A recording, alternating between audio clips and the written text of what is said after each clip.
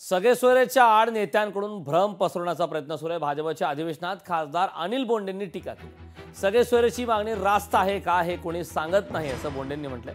शरद पवार, उद्धव ठाकरे, नाना पटोले एक शब्द बोलत नाहीत। अनिल बोंडेंकडून मवियाच्या नेत्यांवर हल्लाबोल करण्यात आला। भारतरत्न बाबासाहेब आंबेडकरच्या घटनेप्रमाणे भेटू शकत नाही आणि आताही जरांगेपर्यंत हा आवाज जात असेल तर मी जरांगेला सांगू इच्छितो की त्यांनी विचारावं की उद्धव ठाकरे सोयऱ्यांचं नाव त्या आरक्षणामध्ये टाकू शकतो का।